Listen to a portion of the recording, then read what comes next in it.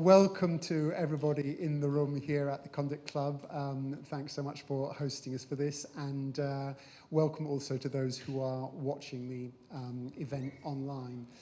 Glad that you're here, both physically and virtually, for an incredibly important issue, tackling the rights raid, we've called it, and something where we do have, I have to say, the absolute perfect panel for addressing these issues, which are too little discussed. I think many of us would feel. We'll discuss that in a moment.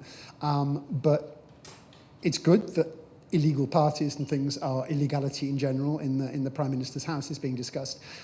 Sure, that's fine and good, that's on the front pages, but a lot of this is insufficiently, I think some of us would argue, on the front pages, and has a lot of significance. As I say, we do have an amazing set of speakers. I will go in order of those that they're going to be speaking in a moment.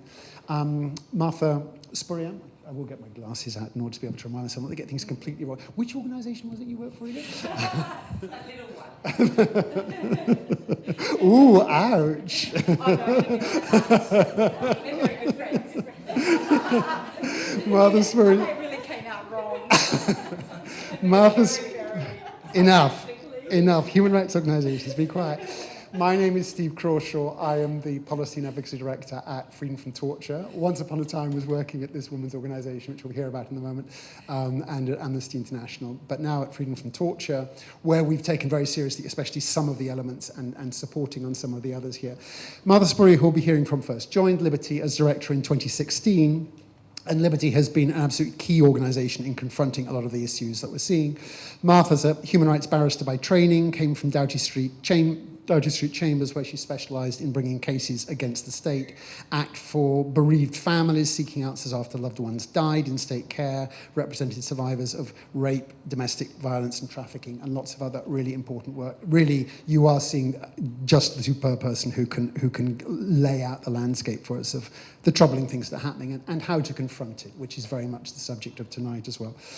Yasmine Ahmed, UK Director at Human Rights Watch, public international lawyer, Australian-born, which I think can also be relevant for our conversation in a little moment in terms of ideas are being given and not given to our own government here in the UK. Former Director of Rights and Security International, huge international legal experience, including working as a lawyer for both the UK and Australian governments, and founded an NGO in Australia, the Australian Refugee Support Group, to assist refugees and asylum seekers in Australia. Jenny Jones, the amazing Jenny Jones, is often as it goes, as when described by all who come across her. Baroness Jones of Molescombe, that is correctly pronounced, isn't it? Which, as Jenny is eager to point out, is not a quaint little village in Cornwall or somewhere, but is actually the name of the council estate in Brighton, where Jenny grew up and is now as well. First Green Party member of the House of Lords. She's been Deputy Mayor of London, Deputy Chair of London Assembly's Police Crime Committee, and a number of other key roles. Her voice has been incredibly important. We'll hear a little bit about that, how the voices more generally in the Lords have been very important, and Jenny's in particular. Last, but definitely not least, we are honoured to be joined by Paul Van Zyl, co-founder of the Conduit Club, but for the purposes of this also, very importantly, has a significant human rights track record of his own. We first met each other when Paul was the director of the International Council for Transitional Justice in New York. Before that, executive secretary for Nelson Mandela's Truth and Reconciliation in his native South Africa, and a lot of other key bits. So it'll be lovely to hear Paul's global take also on some of these key issues. So I'm going to start with kind of some opening questions to each of our speakers. We'll throw it open, of course, to the audience as well. We've got some incredibly wise and learned members of the audience also, who I definitely want to hear from as we move forward. But Martha, as described, you guys have been fighting the good fight on this. I see that most of these bills still seem to be going ahead. So obviously, you haven't what is this? Tell us about the challenges. Tell us about what they are and what it means, and reasons for either a pessimism or, of course, for optimism as well. Thanks, Steve, and hi, everyone. Yeah, so as you say, I think one of the hallmarks of this government is that they're a government often in the headlines, not a government so much in the business of just getting on with the kind of boring business of government. And what that means is that over the last few years, we've seen a succession of really oppressive and extraordinarily broad pieces of primary legislation. So that's, the big acts of parliament that we see scrutinised by parliament, but also then a whole raft of secondary legislation, so the legislation that is effectively done by kind of government fiat, not really scrutinised by parliament. And that both of those pieces of legislation have touched on rights protections, on the relationship between the citizen and the state, and on executive power to a degree which is pretty unprecedented in kind of modern British democratic history.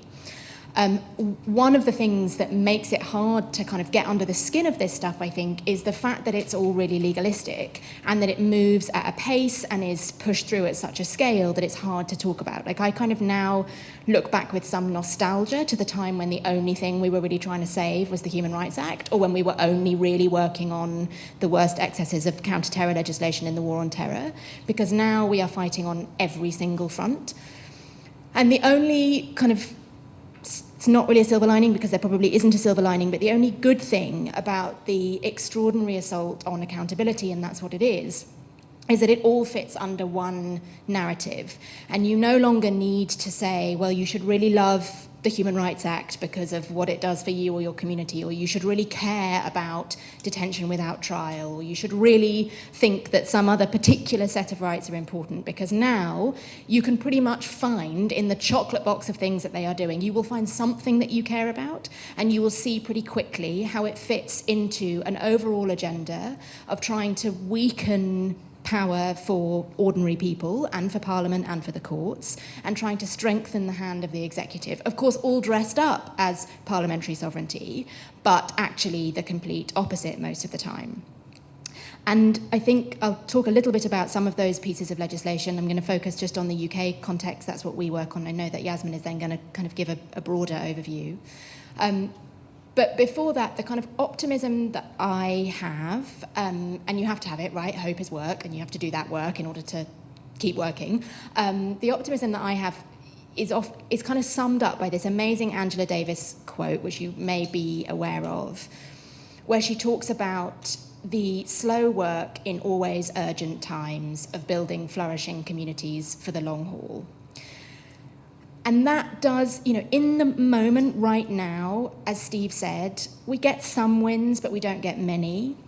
But I can tell you that a reason for optimism is that the sector, the movement, grows stronger, is resilient, is more united than when I started doing this work 15 years ago, more intersectional, more reflective, more thoughtful in its approach.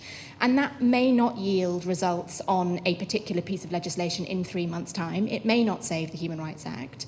But in 5 years, in 10 years, in 50 years, I do think it will mean that the next generation and the generation after that will live the imaginings of this movement right now. And that is something to keep working for. So that's the reason to get out of bed in the morning, to then deal with this raft of oppressive legislation. So just kind of to canter through it, to set maybe the terms for the debate on the domestic setting. And Jenny can obviously speak about what that's been like from the inside. We have seen, so first, in no particular order, there was what is now a Judicial Review Act. The point of that piece of legislation was to weaken the ability of people to take state bodies to court, to take the government to court. It hamstrung what you can do when you do go to court and bring a judicial review against, say, a government policy, and it tied the hands of judges in what remedies they can give if they find that a public body has acted unlawfully or unreasonably or contrary to human rights. There was the Elections Act. So the elections that we had a few weeks ago, the local elections, those were the last elections in this country that you will be able to vote in without voter ID. Voter ID will likely disenfranchise upwards of 2 million people, and it will disenfranchise the people who already really struggle to get to the ballot box. We described it at Liberty as a solution in search of a problem, billed very much as something targeted against voter fraud, with basically no evidence that voter fraud is a problem in this country. So in judicial review, they were attacking the courts. In the Elections Act, they were attacking the ballot box. And many of you will have heard of what is now the Police Crime and Sentencing Act, the policing bill, as it was referred to, which received huge public protest. I mean, I think probably in my time at Liberty, it galvanised within the sector and beyond people that I have just never seen come together before. So the sector coalition was extraordinarily broad. People from the climate justice movement, the refugee movement, you name it, they were there. But we also had a petition signed by 1 million members of the public saying that they didn't want protests to be criminalised and they didn't want the Gypsy Roma traveller communities to be criminalised either. We saw, and again, Jenny can speak more about this, we saw some really concrete wins on that bill in the House of Lords. And one of the ironies of our current times is that it is the House of Lords, the unelected chamber, who is very often acting as a kind of bastion of civil liberties, a bastion of human rights, due process and protection of democracy, where the executive is trying to flout those basic things. Now, the real wins that we secured earlier this year in the policing bill, unfortunately, will come back. All of those things will come back and more and worse in a public order bill, which has just been produced by the government. It was announced in the Prince's speech. Are we meant to call it that? I don't know. And I think that little narrative, the narrative of some real wins in knocking the edges off some extraordinary attempts to criminalise protest, these offences of locking on, offences of going equipped to lock on, these things called serious disruption prevention orders, which are civil orders that could be imposed on anyone who has attended a minimum of 2 protests in the last 5 years, even if you don't have a conviction arising from it, and you could be tagged if you had one of those orders. Breathtaking authoritarian stuff, rightly knocked out by the House of Lords. And then 3 months later, back in a Queen's speech, back in a bill, in the face of extraordinary parliamentary opposition. And we will see how that story ends, but I think it shows you the commitment of this government to a particular ideology, and also a commitment, because whenever they talk about protest, they talk about Insulate Britain, they talk about Black Lives Matter and Extinction Rebellion, a commitment to use every possible thing that they can to inflame as a culture war issue. Then, of course, we had the Nationality and Borders Bill, which effectively strengthened kind of Fortress Britain and made what was already a pretty inhumane immigration system even worse. And then the latest assault is the proposal to repeal the Human Rights Act and replace it with a so-called British Bill of Rights. And, I could talk about this all night, and I will stop in a minute because I know we've got lots of interesting people with interesting things to say. But repealing the Human Rights Act, that threat has loomed ever since the Human Rights Act was brought onto the statute books, because powerful people don't like human rights. It's there to limit their power and circumscribe what they're allowed to do and hold them to account. So, quite understandably, successive governments have tried to shirk their responsibilities under the Human Rights Act, including the very government that brought it into force. Blair's government, when they then launched into the war on terror, were the first to say that they wanted to try and renege on their commitments not to arbitrarily detain people. So the Conservative government is not unique in its desire to shrink from human rights accountability, but this government is the first to actually commit to repealing the Human Rights Act and bringing forward a British Bill of Rights. And in very short order, because it's, again, very broad and ambitious in what it proposes to do, what the British Bill of Rights will do is remove the legal obligations on public bodies, police, prisons, schools, local authorities, to take positive steps to protect people's rights. So we all have, for example, a right to life. But that right's not just a negative right, it's also a positive right that you can demand that the state, so say the police, actively take steps to protect you. So if you are a woman, for example, who is at risk of domestic violence, the police have a positive obligation to take active steps to protect your life. The proposed Bill of Rights strips away all those positive obligations on the grounds that they're too resource intensive for public authorities. It guts the whole idea of having human rights if it takes away the onus on the state to protect them. The next thing that it proposes doing is gutting Article 8, which is the right to a private and family life, so as to make deportation easier. Unsurprising, again, from this government. Then it seeks, across all of the rights protections, to make them conditional on good behaviour. So that if you have your human rights violated, and by the way, it shouldn't take a genius to work out that the people who have their human rights violated most are the people whom the state deems to behave badly, protesters, people in prison, people in police custody. If those people suffer human rights violations, of course, the most likely to suffer human rights violations, and they bring a successful claim, they may be denied access to justice if, on the grounds of their behaviour, their character, the court deems that they've behaved badly. Ditto, they may be denied access to justice if they don't have citizenship, the clue being in the title, the British Bill of Rights. The next thing is that they will seek to put in place a whole load of procedural hurdles, so it becomes really difficult to get into court, and that when you do get into court, because your rights as vindicated here in UK courts might be different from ones protected internationally, you may get nowhere in the British courts and need to go to an international court, to the European Court of Human Rights, to actually get a fair hearing. And of course that is a long and expensive journey for which no legal aid is available. So like I say, it's a breathtaking assault. I could tell you many more of the proposals. There's one, for example, that would stop the judiciary from striking down secondary legislation that's incompatible with human rights. Now again, that's like incredibly jargony. No one understands what on earth that means, but it's so significant to the rule of law because, as I said at the beginning, secondary legislation passes with very little or no parliamentary scrutiny. The whole edifice of the rule of law is that if secondary legislation conflicts with primary legislation, so the like good quality stuff that's had parliamentary scrutiny, then primary legislation wins. The British Bill of Rights would say that if you have a piece of secondary legislation that conflicts with human rights provisions, conflicts with primary legislation, the judges can do nothing about it. So all of the COVID provisions, for example, were passed through secondary legislation. And, we could have conversations about whether or not they were human rights compliant, but I think we would all agree that they were breathtaking in what they were doing to people's ordinary lives.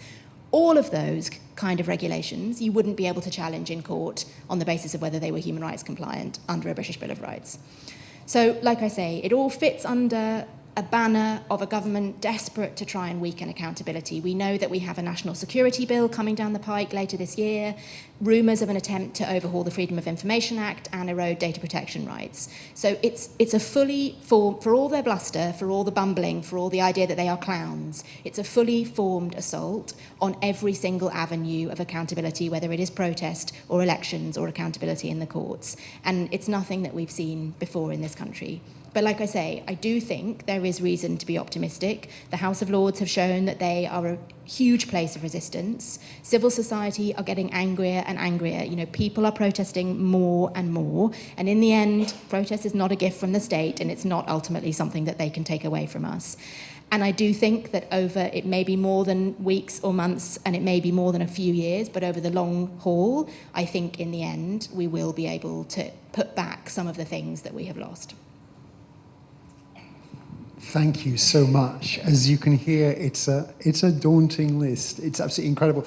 And if picking up just two things before I give over to Yasmine to throw it a bit broader as well, picking up just two of the themes that Martha discussed there are both how long the list is, but also kind of reasons for hope.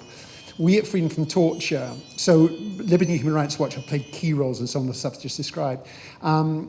In addition, there was one last year, something called the Overseas Operations Bill, which each time I say this, I'm amazed at what I'm describing. The British government was putting forward proposals that British troops should have impunity from prosecution for torture and other war crimes if only 5 years had passed, which of course if you're in a foreign conflict is almost nothing.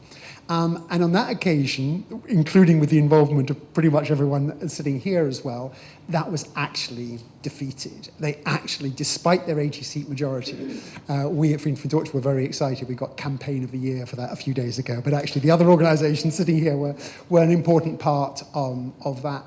And it goes to what Martha was saying and the incredible victories that we've already had, which can seem small, but we really hope that they build. And everything Martha would just echo everything Martha was just saying, and the importance of civil society waking up in different ways. But we'll tease some of that out again, I hope, in a moment.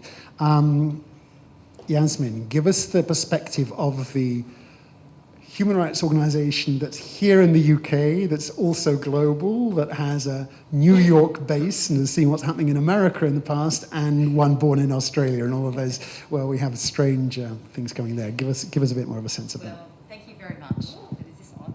Can you hear me? I'll press that. Sorry, little technologically challenged there. Well, first of all, huge congratulations, Steve, to you and your organisation for what you did on the Overseas Operations Bill, because really these wins are very, very rare and far between. And I think as a collective of people who are fighting that, we need to really celebrate our wins. And so that was a huge win, and one certainly that was led by your organisation and supported by Liberty parliamentarians and others. So really huge congratulations to you and to us as a collective for winning on that. So where do we sit now? As a sort of global human rights organisation, we are, and I'm sure as are you, very, very concerned as to where we are. What we are seeing, and what Martha has explained and what you'll hear today, is really what I would call a very sharp swing towards authoritarianism. And so what does that mean in practice? That means a government and a system which is fundamentally trying to rip apart and undermine human rights and the rule of law, the very edifice of that. And as Martha was saying, we're not talking about, as we did in the context of the war on terror, tinkering with some of the very fundamental aspects of it. And I don't think we should underplay that. But what we were dealing with then was certain aspects of human rights and the rule of law, of some of those that are the most vulnerable. I remember being a young Muslim woman who was studying at university at the time, and I've just studied constitutional law. And I remember someone in the community, the Muslim community that I was in, saying to me, once 9/11 happened, we need to be really worried. And I said, no, what are you talking about? We live in Australia. We live in a place, I've just studied constitutional law and human rights, and I know what's protected. It can never happen. And unfortunately, I saw before my very own eyes, myself and my community and broader people in society being subject to serious human rights violations by virtue of being discriminated against and what was being done in the name of the war on terror and the rights violations against minorities. But what we're seeing today, as Martha said, is a full, whole-scale assault. So we're seeing this fundamental attack on the very edifice of the rule of law and human rights. We're also seeing the undermining of judicial oversight of executive action, which, as Martha said, is critical, and what we've seen across the board in places from Brazil to, all over the world, we've seen this happen. We've also seen disenfranchisement of voters being a fundamental pillar and key to authoritarian regimes and how they undermine rights and the very fundamentals of what we live in. We've also seen the attack against minority communities and the use of minority communities as scapegoats, but the attack on minority communities and disenfranchised communities as well, which we're seeing again in the context of refugees, migrant women, in the context of domestic violence bill and others. So really this is an extremely worrying trend, and particularly for us at Human Rights Watch, where we see, for all the faults of the UK government, the US government, Canadian government and others, they have been the bulwark against authoritarianism in the international sphere. They are the ones that we go to.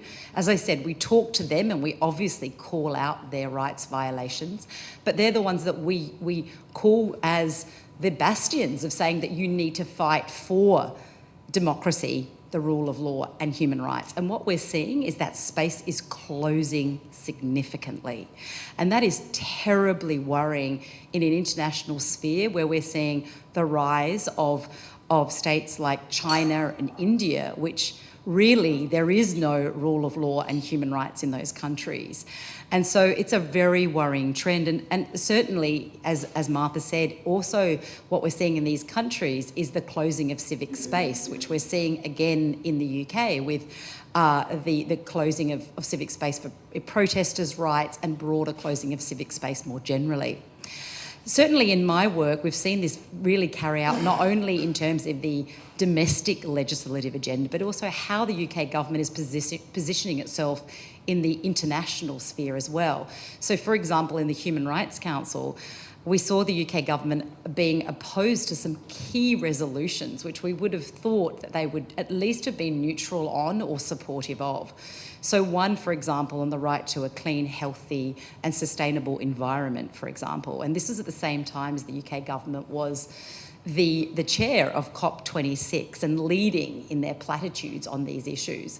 We also saw them, and this was deeply worrying for me, being being against and actually pushing against a resolution which eventually passed in the UK government, eventually after a lot of pushing from Human Rights Watch and others, ended up supporting, but a resolution at the Human Rights Council which was to establish, and did establish, an inquiry on systemic racism against people of African descent globally by the police. Now, as a colonial power, one would think it's unbelievable that the UK government could stand straight-faced at the Human Rights Council with countries across the world that they have colonised and be against that resolution. But that's what they were doing. And it really took us saying to them, we're going to call you out publicly. And unfortunately, with this government, there seems to be few and quite superficial levers for change with this government. But one of them is really calling them out publicly and shaming them, which certainly is one that we have had to use.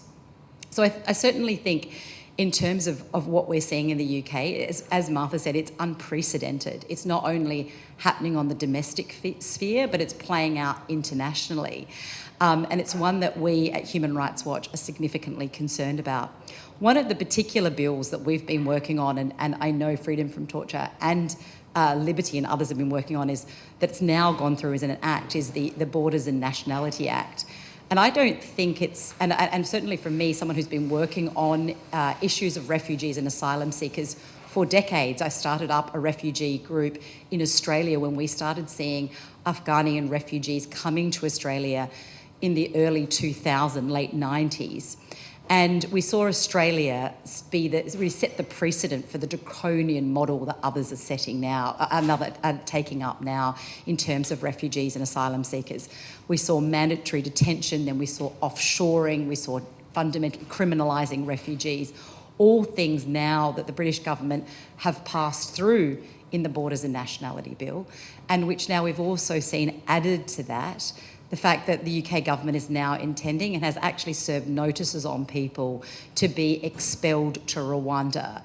So, I mean, these are things that would have been fanciful. We couldn't have even believed that this was the case, all being passed through in just, seismic procession, and really wiping away fundamental. The Refugee Convention came about from the Second World War, from the absolute atrocity that happened with the Holocaust, where we all, where all nations of the world stood and said never, ever again, and set up a system to protect against that. And now the United Kingdom has fundamentally ripped the Refugees Convention and all those protections apart completely in the UK. If you were to come here as a woman, as a man, as a child, and you come through a route, an irregular route, which is really the route that most refugees can get here, because what they call the safe, regular routes have been narrowed, and even for people like Afghanis who worked for us in Afghanistan, they can't even get out here. But for people who come irregularly, you will be criminalised, even if it is found that you are, in fact, a refugee. You will be subject to up to 4 years in prison for that. And now subject to being expelled to Rwanda. I mean, this is unfathomable.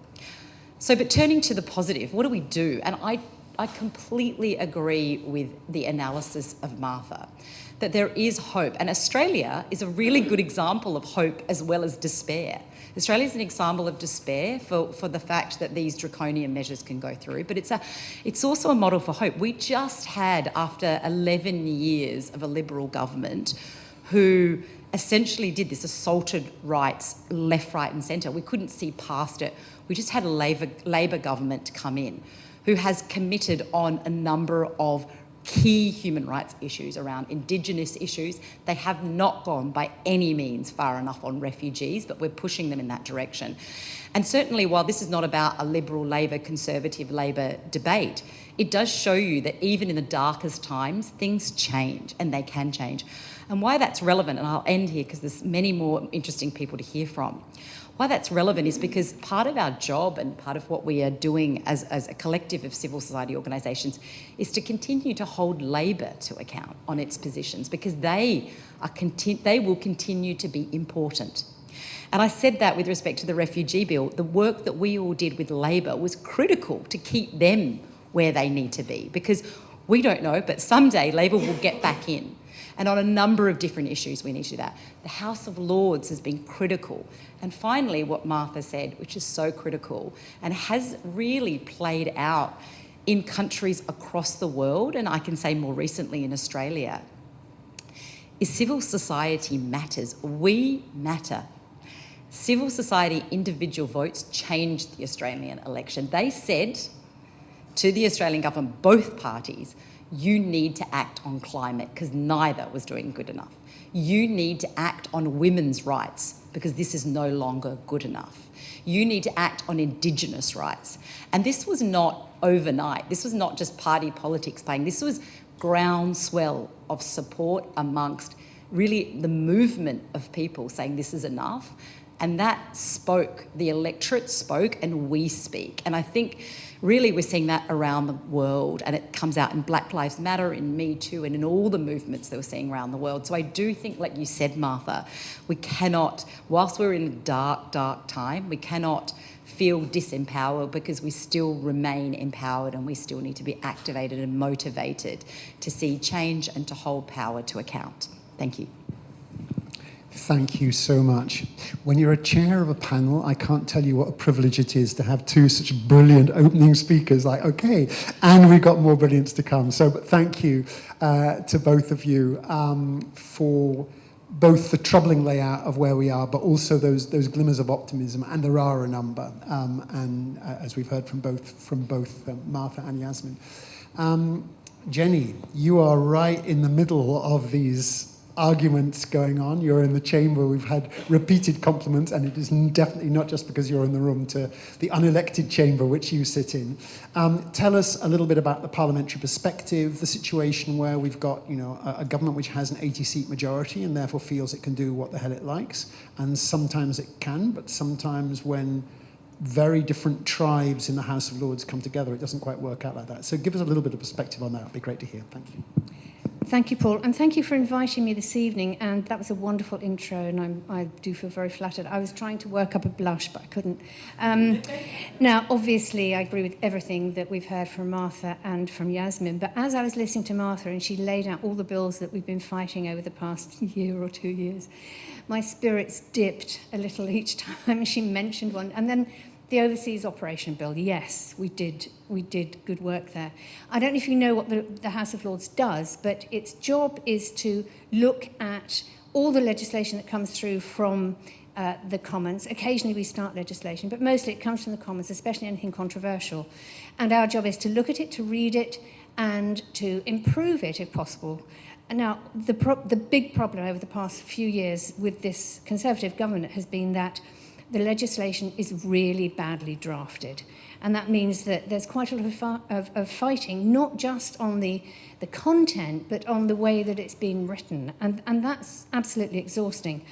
And I've got a series of notes here, because if I don't have some sort of trampoline to land on occasionally, I can go off in all sorts of directions, because I am really angry and I am furious. I'm incandescent at this government because of the way that they are behaving. They are corrupt. They are, I would argue now, they are criminals, and as far as I'm concerned, they're illegitimate.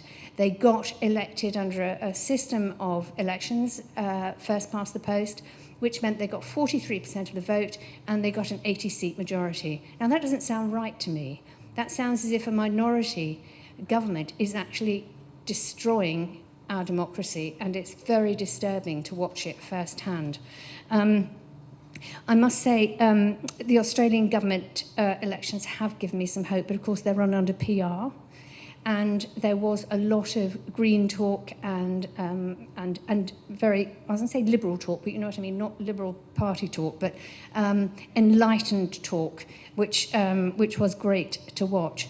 Now, here in the UK, the police have already had very, very wide-ranging powers. They opened up all sorts of databases on people who perhaps had complained about their job, and they were put on a blacklist, and the police passed their names around companies. And of course, a lot of campaigners who were women were slept with by undercover officers, and and never told about the undercover officers. And I personally have not experienced anything so dramatic and awful, but even I am a domestic extremist, according to the Met Police. Now, on one level, I'm quite flattered that they kept a file on me, because they started the file when I was Deputy Mayor of London. So I wasn't just elected to the London Assembly. I was Deputy Mayor of London and sort of filling in for Ken Livingstone all the time. And they still put me on a database as a domestic extremist. So that's how far the police, at that time, back in the start of the 2000s, were already, I would argue, out of control. And so on top of an out-of-control police force, we've also got an out-of-control government. And there's three things you've got to remember about this whole situation we're in at the moment. The first is that these laws are an addition to already draconian laws. So they're topping up. And when you look at some of the legislation, you think, how, if we saw this happening in another country, we would say, that's looking like a dictatorship. It's looking like an authoritarian regime. It's certainly looking like a corrupt regime. But somehow it isn't getting through. And it's... Did you want to speak? No, I thought you were waving at me. Oh, right. Oh, good. Yes, yay. You know, it's very, very difficult to understand why civil society isn't seeing the wider civil society, except I do speak to a lot of Conservatives in my wandering around, you know, canvassing people, and I have been hearing Conservative voters say things like, I'm never voting Conservative again. That's a really big thing to say, and other people saying they've cancelled their membership of the Tory party. I think this all bodes well for the next election, which could be some way off, of course. And from a political point of view, we want Boris Johnson to stay in post as long as possible. So don't be too strong about calling for him to leave, because actually he does our job for us, believe me. He is giving the Conservative Party and the government a really bad name. So the first thing to remember is the laws are an addition to draconian stuff. You know, they didn't start this in the last year or 2 years. They started it some time ago. They've been in power 12 years, and they've been constantly making us a less democratic nation. This clampdown on noisy and effective protests, if you read it, it's quite funny, because apparently if there's double glazing, the police can't arrest you for it. So if you're going to protest, if you could go to some buildings that have got, or triple glazing, if that's a possibility, and then the police can't do anything. So that's a tip for the future. And of course, there's also terrible trade deals being made with Australia, for example. They're making deals to buy cheaper food that's produced in ways that we wouldn't approve of here in Britain. So not only are they importing vile stuff, they're also doing a real number on our farmers. And so they're even losing the NFU these days. This is all really good news. And we all love the NFU, obviously. It's a great organisation. And the final thing is, there is a lack of organisation.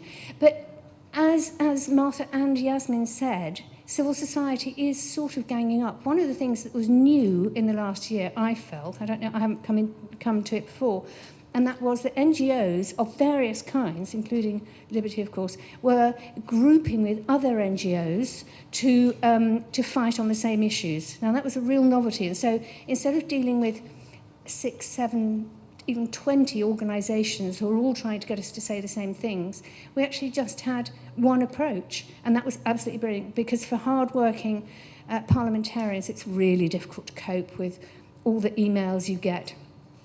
And when we talk about what the damage and the overreach of the Conservative government, we did the schools bill this week, and you sort of think, oh, well, you know, what could be in the schools bill to, you know, that this government could mess up? But they have. And one of the things they're doing is they're actually intervening between parents and pupils on all sorts of issues. And so the state is reaching into private families. I want to get Helena Kennedy onto this. You'll have to come to the schools bill. I know it's boring, but it's really important. And I cover I try to cover as many issues as I possibly can, but there's only 2 Greens out of, 750 peers. We're both very embarrassed to be there because we're unelected and we understand that's not healthy, but at the same time, what choice is there, quite honestly? And something that we saw. Now, Steve mentioned the word tribes in the House of Lords, but it's not like that at all. I mean, yes, the political parties are tribes, but a big chunk of people are crossbenchers, and they are definitely not a tribe because although they all sit in the same place, they don't all vote in the same way, and they go from rabid right-wing racists to quite liberal, cultural type people. And if I can compare those two things. And for them to get annoyed and to, for example, on the police crime sentencing and courts bill, they stayed until the early hours of the morning voting. And that was a real change because they were so angry because they've got former judges amongst them, QCs, lawyers of all kinds, and they were really annoyed at the government. And so they stayed until the early hours. It was a real sea change in this big chunk of the House of Lords. And a former High Court judge actually said that we should now think about stopping the government sometimes with these statutory instruments, I think you mentioned them, that basically get wafted through. He said, well, we should send them back. And that's real fighting talk from a High Court judge who's a small C Conservative and whom I don't agree with very often. And I said to him afterwards, I congratulated him on his speech, and he said, a barricade that you and I find ourselves together on, Jenny, is a very strange barricade. But he's right. So I think the Lords is up for a fight, but you've got to remember, a lot of us are old. The average age is well over 70. And we get tired, and the government uses that to push legislation on for longer and harder, and they make our lives difficult. And of course, the more they do that, the more we fight. Thank you. Thank you so much, Jenny. And just echoing everything you've just said, it's been fascinating, I think, for all of us. None of this, I mean, there's such wisdom in the audience that some of you have followed it closely, but broadly, very little of this, despite good journalists and good columnists who get interested, it's not really reflected. I mean, some of the Lords' debates have been absolutely barnstorming, and those of us closest just watch gripped. But then you open your newspaper next day, and even though all of these organisations will have spoken to journalists who go, oh yeah, it's interesting, and I'll kind of keep an eye on it, but even the most committed ones, their news editors go, yeah, not really that interested. And picking up what Jenny just said, I mean, we had to give you an idea of the spirit that is now in the Lords, one very senior former Supreme Court judge called the Nationality and Borders Bill, which Yasmine described, called a grotesque piece of legislation, which is not very judgy language. And another... It's beautifully strong, and the serious, and the serious point here is that they are enraged in the way that Jenny is rightly enraged, that we are enraged, that many of us in the room perhaps are outraged, but the sense that the government simply doesn't seem to care about absolute basics of the rule of law. And that's the second quote I wanted to, which is not just from Supreme Court judges, a former Lord Chief Justice, in other words, the absolute head of the judiciary, who said he was so angry at the government's denials of saying, yes, everything is compliant with the Refugee Convention. As you just heard, absolutely it wasn't the Nationality and Borders Act as it now is. And everyone would say, no, it's not. And they'd say, yes, it is. And everybody with any common sense and legal knowledge would say, no, it's not. And the Lord Chief Justice said, this is not a Christmas pantomime where we go, yes, it is. Oh, no, it's not. We are doing lawmaking. And that fury that the government just doesn't seem to care. It's a fury which more generally is heard on perhaps, whether rules have been obeyed in pandemic, but in ways that affect us all, it's there as well. And I hope there can be hope for that still. Time is fast running out, but we have a brilliant fourth speaker to come. Paul, give us a sense from your perspective of where this all fits into global conversations and what might yet change. I know that you're utterly brilliant at giving that big picture view. And if you have room, or otherwise I'll probably tuck it back in as well, I think it'd be interesting for any of us to reflect on why it is that I loathe the phrase mainstream media. Speaking as a former journalist, it's a very cheap phrase, but certainly the media that most of us consume on a daily basis, above all the television news, which I think has a significant degree of trust in this country, whether it's the main ITV, BBC, Sky, Newsnight, Channel 4 News, all of those do decent ones. But broadly, the urgency of what we've been discussing tonight has barely been reflected there. And for me, that's a really interesting challenge, speaking as a former journalist, but just as a kind of a human being, really, living in society. So if you want to take that one, do, but otherwise definitely interested in your thoughts in general. I'll just give my thoughts in general. So I know what your thoughts are like. I already know I can give the loosest of things and we get pearls come forward. So I'm very happy with that. So, you know, I've been sort of itching to have this conversation in this setting and with this audience, and, you know, Helena sitting in the audience is always a source of anxiety.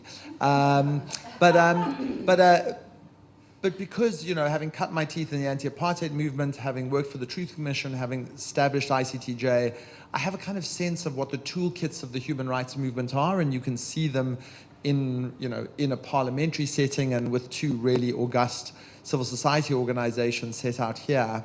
But I think it's worth for a moment asking a question, which is there something about this moment in human history that is genuinely unique, that may cause us to have to retool how we think about human rights?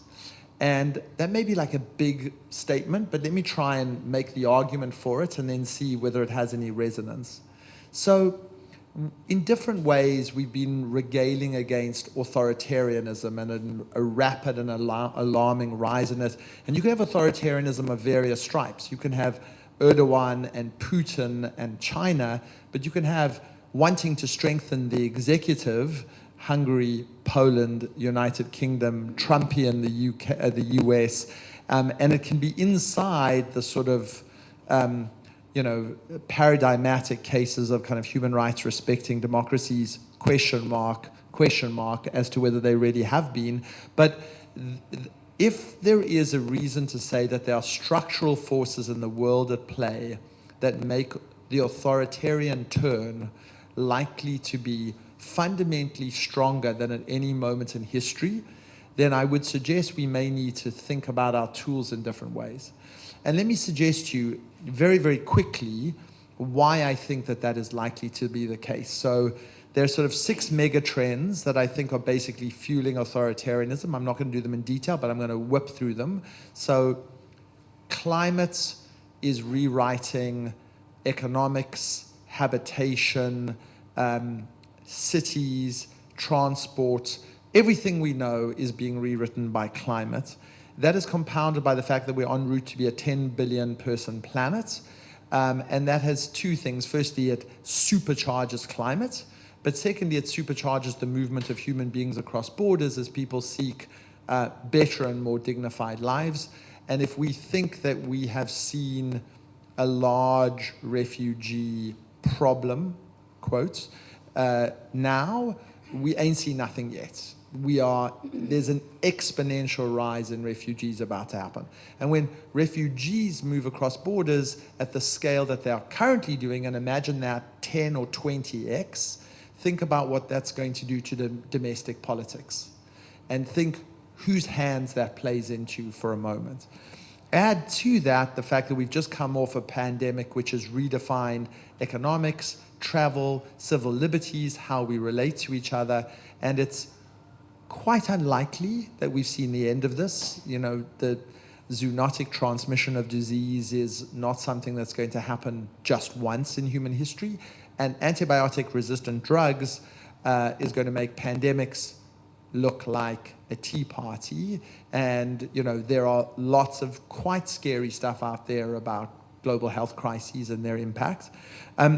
Add to that the declining salience of facts and the increased polarization that emerges from social media, the fact that we now live in worlds which we receive the news that confirms our pre-existing biases, and that the sense of the commons, the information commons, an agreed set of facts about how the world is is increasingly evaporating, and we can micro-target a whole bunch of different populations in different ways. And the erosion of a sense of public consensus is very alarming and impacting our democracies in deep ways. And so if you add all of those on top of each other, then you find that there is a deep disillusionment in the model of democracy that we've all taken in the human rights movement as sacrosanct: parliamentary, rule of law, division of powers, constitutionalism, human rights, and a corresponding rise in authoritarianism. And we understand why, right? All the rules of economics and coexistence and cohabitation and the way we receive information and the movement of people across borders all lend themselves to strong man, and I use the gender term advisedly, forms of politics which prey on our fears, our insecurities, our sense that the natural order of things is eroding. And it's much easier to play people off against each other than it is to offer the sorts of difficult, long-term, intergenerational solutions that are actually required to confront these problems. So, if that's depressed the crap out of you, let me say that I think what that means is, to kind of borrow a kind of campaign slogan, is that I think that we have to not just be tough on authoritarianism as a human rights movement, we have to be tough on the causes of authoritarianism.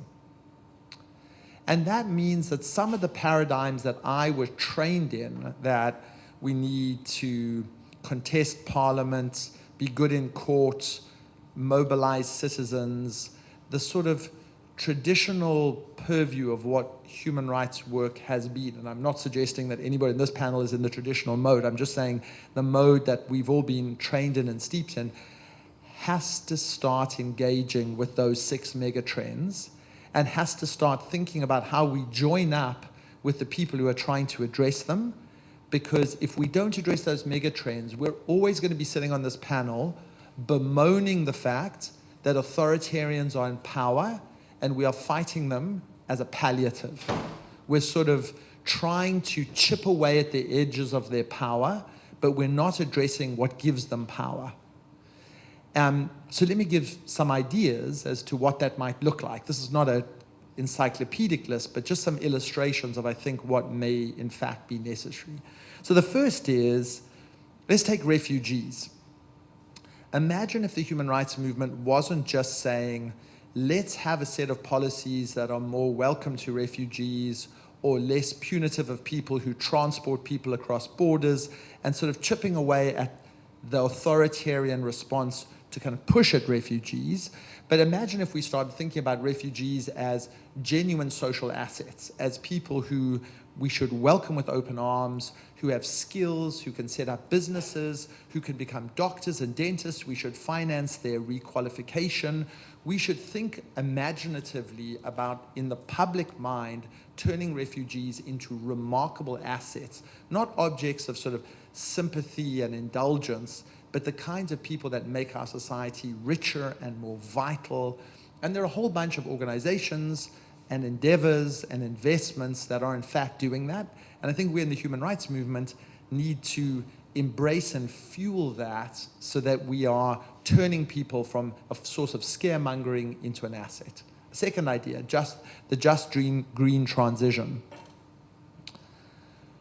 I think that until we marry the cause of giving excluded working people who the nature of the new economy has left behind a genuine stake in a more sustainable green economy, and unless we start fueling it in that direction rather than saying climate change is a top-down imposed thing, please Africans, don't cut down those forests. It would be really great if you didn't, because we need the forests, as opposed to these forests are assets, we're going to give you jobs. Please don't mine coal. You're terrible for mining coal. Actually, we know you don't want to mine coal. We know we want to be out of this, but we want to transition you into green retrofitters of buildings or in the renewable industry, and we're going to fashion a set of policies that give you the dignity of work.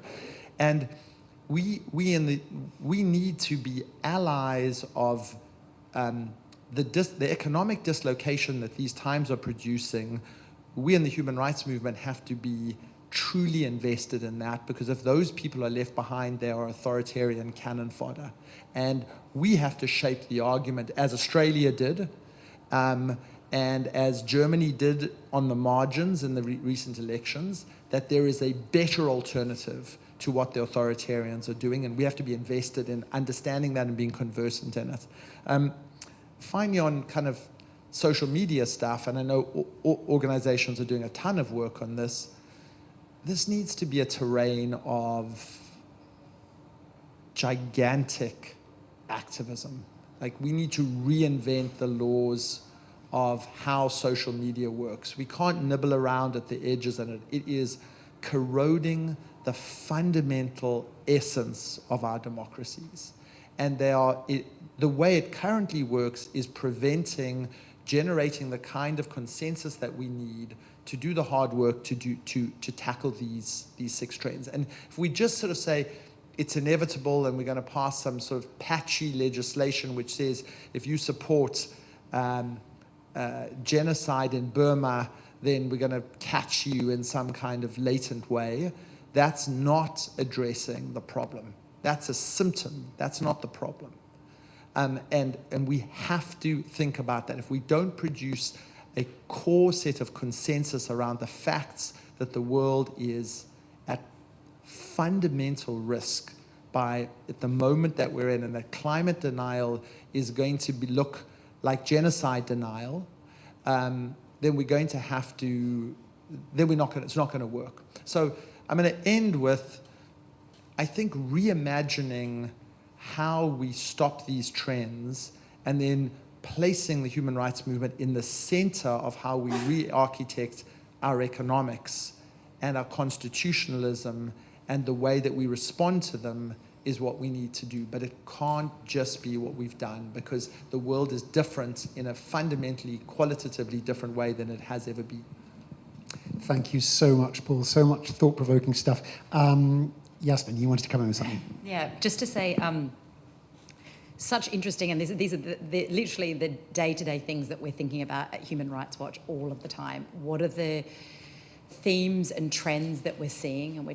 And I think you laid them out perfectly. And how do we, as a movement, of a human rights movement, respond to them in a way that's going to be adequate, and do our tools need to change? And I think a really tangible and good example, which is one that you raised, which is about climate, and intersected in the UK, was when all of a sudden we have Russia invading Ukraine, and even prior to that we have energy prices going through the roof, and we have people, everyday people, middle class, lower class, everybody impacted by it. And all of a sudden we see this narrative of needing to move towards sustainability and towards energy efficiency. And we see arguments where climate and economy are meeting in favour of human rights. And it's capturing those moments where general public are saying our energy prices are going through the roof, we can't live like this anymore. And that intersects with the need to move on climate. And I think similarly we've seen, I think really importantly in terms of thinking about what kind of rights as well speak to the majority of people. And we're seeing now a cost of living crisis in the UK, and the importance of speaking to that and talking about the socio-economic rights and making rights and a vision, like you said, of the future real for everybody, because rights have largely been held in the hands of elite people. It's a structure that's really, and it's also seen in a negative way often. Like we were talking about, we're sort of saying it's often about, but there's obviously positive obligations, but it's also seen as rather than a vision of what we want to live and how we want to live. And I think as much as all these things are crisis, at the moment of crisis is when we can reimagine what we want and what we're speaking about. And I think these moments are providing that for us now. Thank you. I have a million follow-up questions, but I know that I'm going to have questions in the room, so I will just do a small postscript of thoughts from what I've been hearing. It was interesting hearing you all talk about the gigantic activism and that we're needing.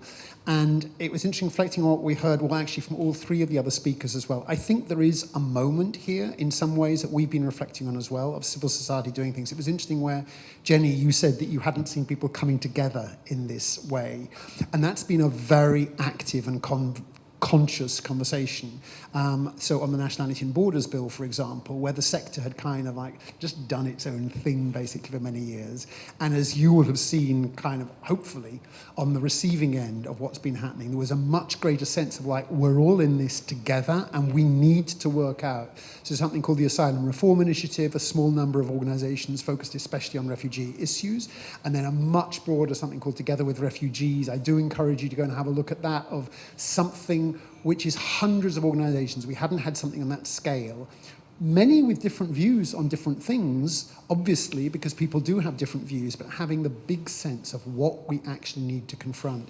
And then picking up what Martha said at the beginning of that moment, that we are definitely going to, in the short and immediate term, we will lose a lot of these battles. But I think it's the hope of all of us that actually that energy that we're seeing is like, whoa, whoa, whoa. And if you then look back at the future, picking up on what Paul said and where we might go, there's possible changes.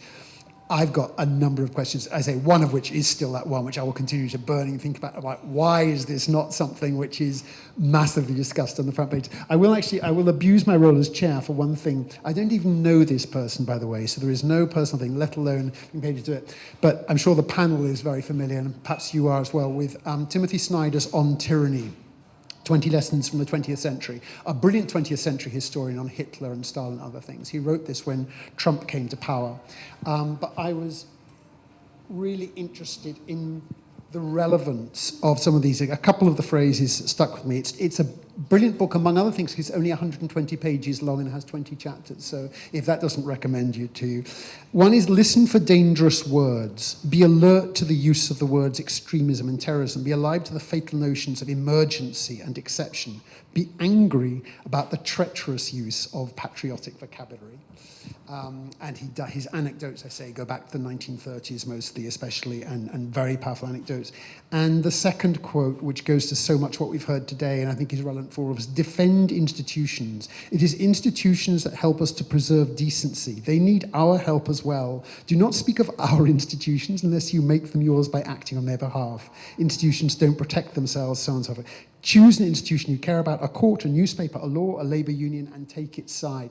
And 20 more little kind of nuggety thoughts, all of which I think can be summed up by saying we are all part of this. And if we think we're not part of it, then, that's where the problems start.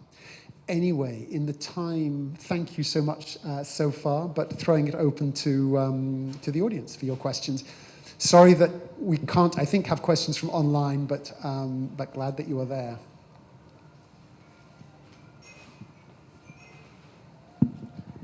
Thanks. My name is Tracy Doig. I'm from Freedom from Torture. A question for actually anybody, and anybody on the panel who'd like to take it. I spent the afternoon watching the parliamentary debate in the House of Commons on the Northern Ireland Amnesty Bill, or Legacy Bill, or Reconciliation Bill, whatever they're calling it, which is essentially going to provide amnesty for serious crimes committed during the Troubles. Anything that's not called a serious crime will have actually no access to justice whatsoever. So one of the cases that we've been following of the torture of British citizens on British soil, the case of the hooded men, we don't believe will meet the threshold of a serious crime. And so there will be no justice for those torture survivors. What I found striking in the debate was Tory MP after Tory MP standing up and urging practicality in the face of united opposition from the Irish political parties who were saying nobody in Northern Ireland wants this bill, and yet the response that came back was we need to be practical, we need to be practical. So a question for the panel is that this is quite often an argument that is used by this government to justify, so for example, the deportations or the fact that it's not right for the police to be needing to provide a positive obligation to save someone's life, etc., is that we need to really be thinking of the resources and being practical. So how do we as a human rights movement, as people who are looking to mobilize people, what arguments or what tactics can we use to kind of counter this argument which can resonate with individuals, right? It's something that people would echo. And so anybody who would like to take that question. And also, sorry, if I may also just ask Paul, perhaps he might like to riff that I find it offensive that the South African Truth and Reconciliation Commission is being used as the blueprint for the Northern Ireland amnesty proposals. And if you have a moment to perhaps reflect on that, if you would like. Do you want to go first? Whichever, yeah. If I could say something about Tory MPs, I have to sit and listen to Tories from the opposite side of the chamber, and I'm just rude to them back, and I say, that's nasty, it's cruel. You might tell me off for this because I'm using negative language, but I say, you're nasty, you're cruel, and we can all see that, and aren't you ashamed? And, it has no impact, but it makes me feel better. And on a couple of things Paul was saying, I have for years been talking in positive terms about refugees and saying, yay, thank God they're coming in, a bit of multiculturalism, better food, that sort of thing. And it doesn't go anywhere. I just get lots and lots of racists attacking me. And what was the other thing you mentioned about... No, you mentioned too much. Actually, I should have been taking notes, and I wasn't. Sorry about that. So if you could just send it to me, that would be fantastic. Look, it's a really good question, and I certainly don't have the answer for it, unfortunately. But yeah, I think I used to... The organisation I worked for prior to Human Rights Watch, we worked on... It was born out of the conflict of Northern Ireland. And I say that because, like any of these issues, when you dig just under the surface, as you know, they fall apart. The arguments fall apart, like about the cases that they use to argue deportation, that we are stopped from deporting someone because of Article 8 rights. They all fall away once you just scratch the surface. And similarly with Northern Ireland, as you know, and you said, no one in Northern Ireland is supporting this on either side because they know that how fragile the peace is in Northern Ireland. And so actually this is not something, but they're not doing it for those reasons. I think I'm increasingly believing that the way that we need to respond to this is by having very effective narratives to respond. And that narrative has to be embedded in the truth, but it's not enough to be able to speak the truth because, unfortunately, the media environment that we are in now is leaning towards the other way. Our voices aren't heard. And also, I think increasingly it's about sound bites, it's about what sounds good and what... I think we need to find ways to be better, effective communicators on these issues. Because we're right.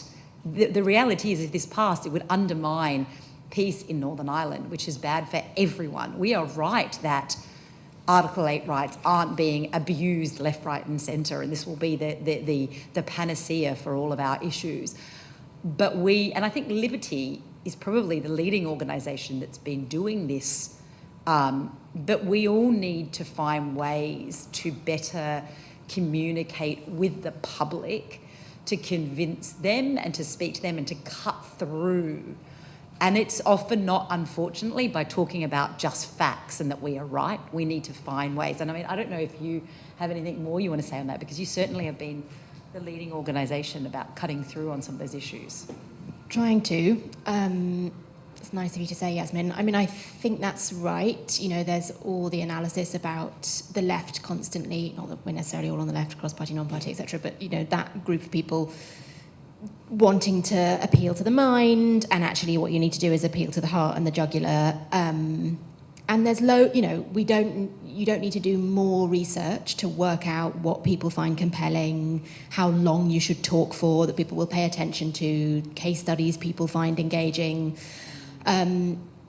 And as I said at the beginning when I was doing my kind of opening thing, like the accountability frame plays really well, because basically while you might find some people who say I don't like that bit of human rights, or actually I don't like immigration, or I don't like whatever, most people when you say, but do you want a government that plays by the rules? They're like, well, yeah, obviously I want a government that plays by the rules.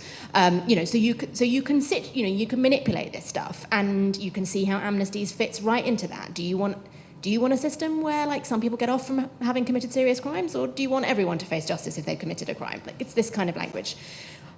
I think the broader point, perhaps, is also that, like, you've got to, this kind of goes to what Paul was saying, you've got to we all need to be thinking on multiple levels, and certainly at least two. And one is, like, we've got to keep trying to stop this awful legislation. We'll see what happens with this bill. So many people are against it. It may be one of the wins in a few months' time. Maybe that's what we'll chalk it up as.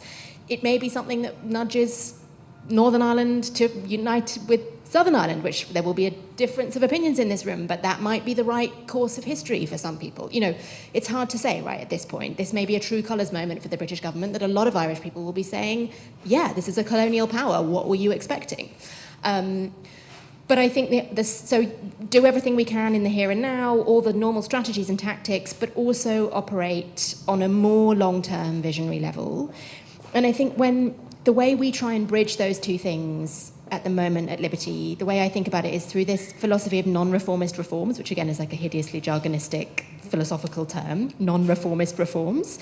So you may know that like the most movements in history have been very split between whether they are reformist or revolutionary. So do we make the police better? Do we have citizens' councils? Do we have body-worn video? Do we have, accountability measures, codes of practice, pace? Or do we abolish the police? Because ultimately it's a racist, rotten institution. It's the coercive arm of the state. That's not the answer to anyone's problems. And those two movements always split, and it's part of the problem why change doesn't happen.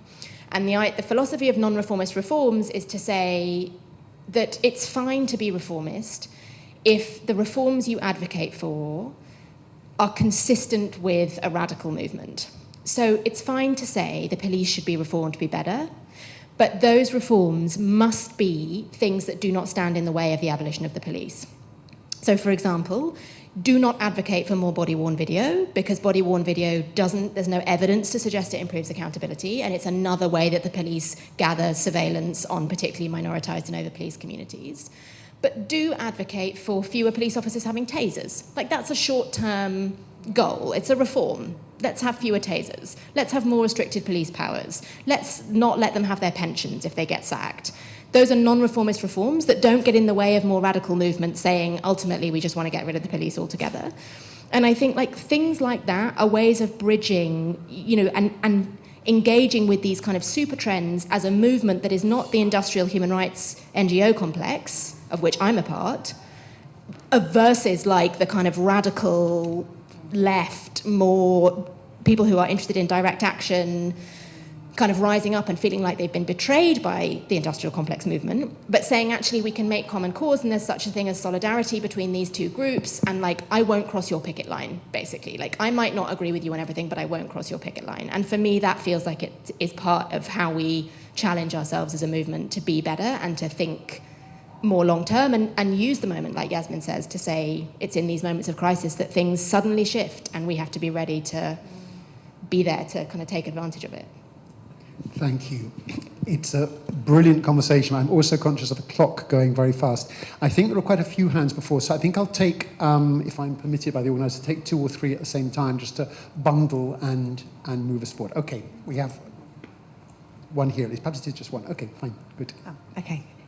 Is this on? Yes. Okay, hi, I'm Maria. I'm from Refugee Action. I'm the advocacy manager there. So I was leading a lot of work on behalf of the Lift the Ban Coalition on the Nationality and Borders Bill, and very big thank you to peers who are here today for their support on a lot of that work. The campaign calls for the right to work for people seeking asylum, for those who aren't familiar with it. Off the back of that, I'm now doing a lot of work with campaigners who have lived experience of asylum, and I'm kind of heartened by Martha's quote from Angela Davis at the beginning about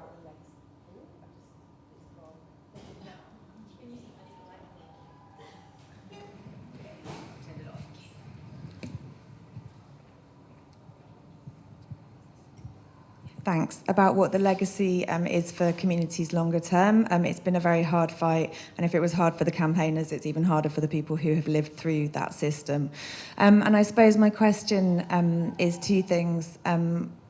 Well, firstly, kind of, I'm now seeing amongst all those people that I'm reaching out to and those groups that I'm working with, there's so much energy for the kind of civil society kind of resistance that we talk about, but there's also loads of energy to put that pressure on Parliament and to learn about Parliament and to demystify Parliament. And some of what we saw during the work on the bill was we did work kind of setting up meetings with people with lived experience, and then some peers read out the words from those people, and it starts to change the kind of way that I suppose parliamentary debates all work, because that happens sometimes, but it felt really meaningful because it motivated those groups, but it also made their voices heard. And I'd be interested to hear from the panel what they think are the most meaningful actions, because sometimes it doesn't feel worth it. And as someone that leads parliamentary work but has lots and lots of people asking me, please, I want to learn more about Parliament, and I'm thinking, what's the most meaningful thing? And I can think of lots of things, but I'd like to hear your views. And the other thing I'd just say, just very quickly, about Paul's point was that great point on skills. We completely support that. Wonderful that people come here. People really, really need to be welcomed, even if they don't have any skills. It's about universal rights, and that's something that we think is really important, even though I'm campaigning for the right to work, which obviously is about recognition of skills. That's it. Thank you. Okay, we'll take a second. Could I also just ask a question? This all seems very overwhelming to me, and I'm not necessarily in the human rights space per se, but I would love to know what you recommend I do as an individual and what I share with my friends and family and how to take action. Thank you, Alicia. Hi, we've been hearing a lot about sound bites, so I'm going to give everybody a sound bite tonight. I encourage everybody who is a U.S. citizen to go to votefromabroad.org to request their ballot for the 2022 midterms in the U.S., and everybody who knows a U.S. citizen to go to votefromabroad.org and make sure they vote in these critically important midterm elections.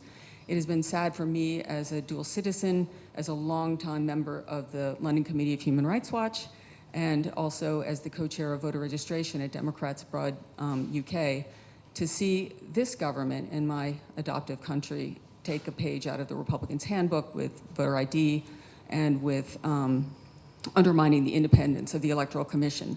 So my question is there a way to undo this damage under a new government? And I guess that's a question for both of you. Thanks. Votefromabroad.org. Thanks very much indeed. We do have 3 questions there packaged together, and happy for Maria on the I'm trying to how to frame that. I think you guys you'll be able to pick up. There were several themes in what Maria was saying. I'm glad that Alicia asked the question, which I wanted to ask in any case. These were called the solution circles originally, of like from any of you of where we're going to go, and the last one was it was mostly no. You had a question at the end. Wait a minute. Exactly, you got one. I'm going to take a crack, if I may, just on like Alicia's question, because she's a trusty Conduit member and she's wanting to leave us with a sense of hope that we should have. So I'm going to rattle off many, but let me start with join or support human rights organizations. Give them your time, volunteer with them, fund them, give them support. Civil society is vitally important. This has been a theme, and we're only as powerless as we allow ourselves to be. That's a very strong lesson from history. Secondly, vote. Everywhere, at every moment, as often as you can, legally. Don't vote more than twice. This is not actually a problem in the real world. It's a right-wing myth, but vote and be engaged. 3, consume ethically. So think about your purchases and channel the power of your wallets to companies that don't use modern slavery, that think about sustainability, that don't discriminate against women, that are pro-LGBTQ+. Be conscious about how you allocate your resources. Fourthly, think about your pension. One of the greatest underutilized democratic assets that we all have is that we are all invested in the modern economy, and we all run, by one degree of proxy, the modern economy. And what has happened as a strange artifact of capitalism is that pension funds accumulate our money, and then they vote that money on to private equity firms and venture capital firms and a bunch of other intermediaries. And those, as you trickle up from your wealth, the further your wealth gets away from your values. And the more distantiated your wealth is for your values, the more capital markets and financial markets behave amorally in ways that we would be horrified if we actually knew what was happening, not in our name, from our actual pocketbooks. And not just is that immoral, it's actually bad economics. Not investing in companies that have strong ESG criteria is actually, over the long terms, poor economics. And then I would say finally, I really can't go on, so I'm going to just stop. But I would say I have a particular predilection for entrepreneurs. And I think that the group of people who are going to mobilize at the bottom of our society to create decent jobs, more just societies, fuel the green economy, deal with inequality, support refugees, are going to be entrepreneurs. And the good news at this moment in history is we're living in an entrepreneurial moment. More businesses are being set up than ever before. More capital is being allocated to businesses which have got dual purposes, double bottom lines, both profit and purpose. And there's something very empowering about doing that, because you don't have to ask anybody for permission. And you can contribute actively to living in a more just society. Can I go next? Because I want to say everything he said, including voting. Voting is incredibly important. You have to see it as a social obligation. Yeah, I could turn this into a Green Party political broadcast, but I won't. But we do need proportional representation, so support that idea every time you can. When we have it, Greens and Independents get elected, as we've just seen in Australia, and it pushes forward a progressive agenda. Can we take it back? I'm not sure. I was born in 1949. By the 70s, we thought we'd cracked it. We were moving forward on all sorts of human rights issues. We thought that was a permanent progress, and clearly it's not. We're going backwards again, and I'm no historian, but perhaps it all goes in waves, you know. And Alicia, yes, join an organisation, perhaps join a political party. Don't get exhausted. That's a tendency when you throw yourself into things. But find like-minded people, and that's why one of the reasons I said yes this evening here, because I spend most of my life amongst people who don't agree at all with me and who probably loathe me for all the things I say.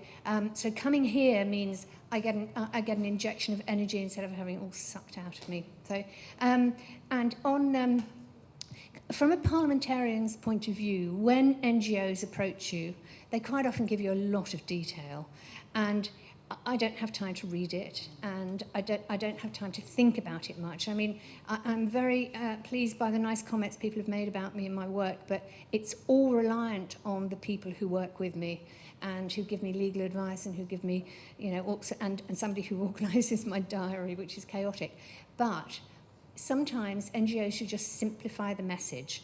You know, I will say sometimes, give me 3 things to say. If it fits with my ethos, I'll say whatever you like, but it's got to be simple and clear so that I don't have to think too much. That sounds a bit awful, doesn't it? But, you know, it's quite hard work being a parliamentarian these days.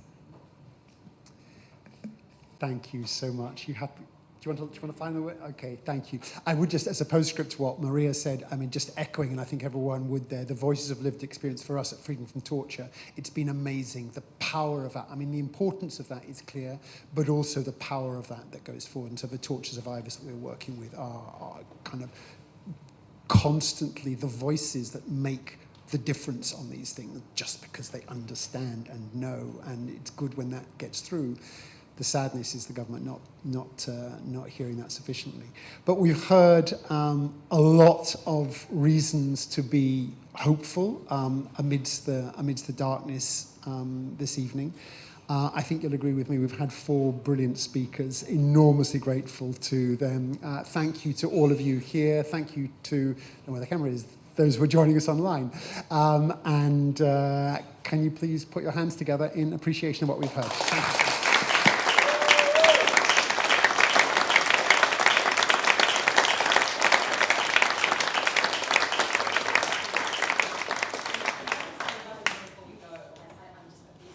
Of being here. is just to echo what you said. I think it was you said, actually, or you said, that people like Jenny and Helena, who's in the audience, they were literally up till 2 o'clock in the morning in Parliament fighting for the rights of us to protest, fighting to ensure that boats wouldn't be allowed in the channel to push people back and sink and kill them. And I think that's extraordinary. And it's extraordinary that the unions and the people who are our own border force have taken the government to court to stop them. There's hope. If our border force, I couldn't believe it, our border force are taking, and the head of the Navy in the UK said we are not going to do this. There are people who are principled, who are willing to do this. And I think it's extraordinary. We should be hopeful.